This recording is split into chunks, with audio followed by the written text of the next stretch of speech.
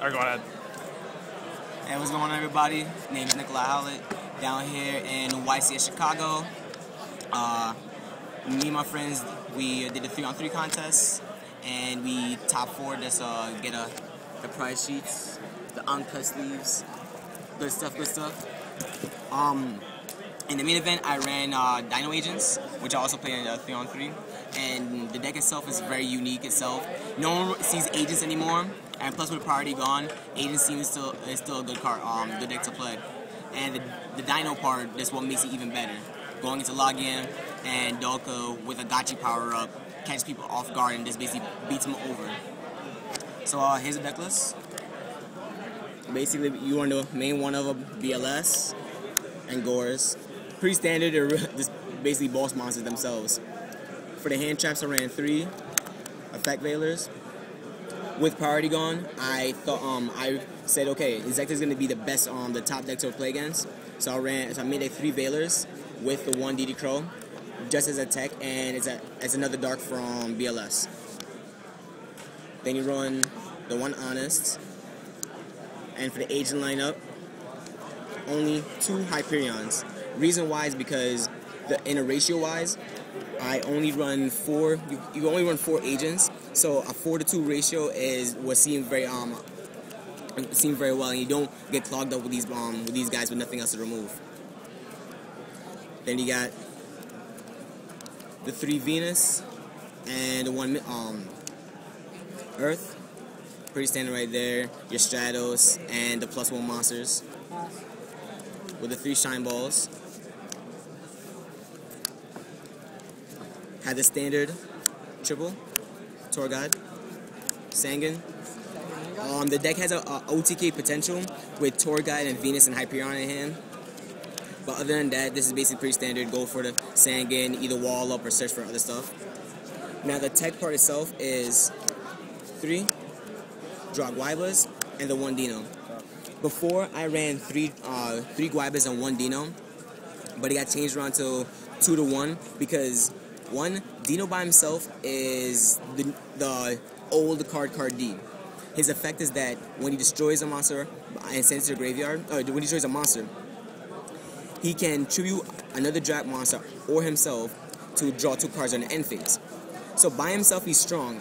With his 1700 attack points and he's a tuner, it catches people off guard because they don't know what you're gonna do. If you're gonna synchro, if you're gonna exceed, or he's gonna beat him over to draw 2 cards. The Guaibas themselves open a place for Logia and Dolka, and when you have Gotcha on the field and you summon Guaiba, that's basically food on the table. A 2100 monster that can either crash with a Cyber Dragon or beat over anything else. So that's why I love him. And go Gotcha and him, no one sees it coming. For the Magics, you run the 1-ofs, Monster Reborn, Book of Moon, Heavy Storm, Dark Hole, Mind Control, and the 1 Pod Duality. The reason why I only run 1 Pod Duality is because you try to stay as unrestricted as possible, and I want to, if I go first and I don't open Venus, I want to keep the consistency alive. If I do go first and I do open Venus, I'm not going to play, and this is going to be just hold off so I can dig more into my deck if I need to. The other text in there is the 1 enemy controller. Because Venus into a Shine Ball, into this, take their monster, you can press over for game during the battle phase on Gores. This opens up plays on its own. Same thing with Tour Guide and Sangan. Another powerful one of that main today was Forbidden Chalice. It basically gave me another Veiler, just so I can keep things suppressed and I can buy time. And when you need to beat over for that extra 400, it came in handy. I ran 2 Forbidden Lands because bottom is going to be big, and when I summon draw Guaiba and they have a bigger monster, they're going to question it, and then they're like, okay, what is he doing? You enter battle phase attack, play lands. They're just about to flip the table already because they didn't see the +1 coming right away. And then you got the standard for your MSTs, back row hate. For the traps themselves, I ran 1 Solemn Judgment, main deck to 1 change its appearance because I wanted to be ready for the Inzektor matchup, and no one saw this coming. I went against the 3-on-3, like 3 Inzectors, and Chain D's basically just destroyed them. They go Dragonfly, they're thinking that you got Bailey, you flip it with Chain D, they're flipping the table, unless they got the lands. Then, 2 Solemn Warnings, and 2 Torrentials. No Bottomless because I have no room, and I predicted that everyone's going to be running Inzectors, and Bottomless is bad against Inzectors. Unless you're sure Hero's going to be a big thing. Extra deck and side deck. For the extra deck, ran the one Gotchi. I don't run 2 because I don't have the space for it. The extra is very, very constrained right now, but it's still solid. The one Levier, Leviathan Dragon,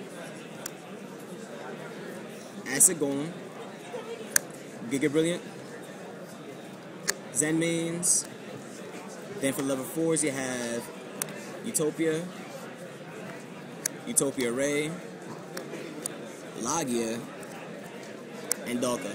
Basically one of each other. So if you want to go control the Magic Trap cards, you got the Lagia. Or if you know you have all monster in hand, go Dalka, suppress it even more. At the main deck, Chimeritic Fortress. The reason why is because Windups is still played, and I still sign into Cyber Dragons. And you never know. You got those random Curry players thinking they can go undetected with nobody main deck and Max C's now. Then I run Synchros of Catastor, Brionic, Black Rose, and Stardust. I opted out of running Armorion because I didn't have the room. Same thing with Scrap Dragon. But really, I don't want to. I'd rather make Gachi than Synchro. Most of the time, Gachis are powerful on their own. For the extra deck, decided into an extra DD Crow. For the Inzector, possibly the Wind-Up, Dark World matchup. Banisher Radiance. I love this card so much. Same ruling with Macrocosmos. You summon Banisher against Inzectors. If they do not have Hopper or Zeta Caliber, their Hornet cannot pop off. They have to figure out a way. They have to waste a Lance or Book of Moon. Same thing with me having a lot of protection. So this guy's got to stay on the field a lot. I ran Galen Duo because one, I think Rabbit's going to be played. And Rabbit, the finals of today's YCS Chicago was 2 Rabbits. So this proves to be useful. And Dragon Swords don't really have an out unless they have the Chaos Sorcerer or BLS for him. That's why I ran Galen Duo still. I had the one Fossil Dyna for basic decks that spam special summons a lot. The Victoria just for Dragons because Dragons is too big. So I need to basically have a way to use their own monsters against them. And one Cyber Dragon. The monster was straight 1-ofs, and this is just an extra beater for when you go against heroes and such. For the Magics, I decided into 2 Dimensional Fissures because one, I'm not gonna get hurt by D Fissures themselves because when you go against Lightsworn, Dark Worlds, you're not gonna have the hand traps in there, so these will work out well for them, especially for Dragons. 2 Shadows for Inzectors, 2 Deep Prisons for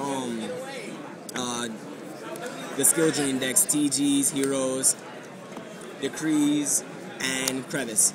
Crevice is for Lightsworn, Dark World, Inzectors, anything Graveyard Reliant that works on one attribute. Love this card. Helped me out a lot of times.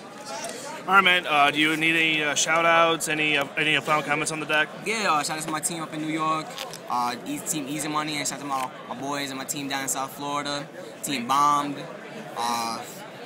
Just happy that I was able to get here with my friend over here, had me get over here.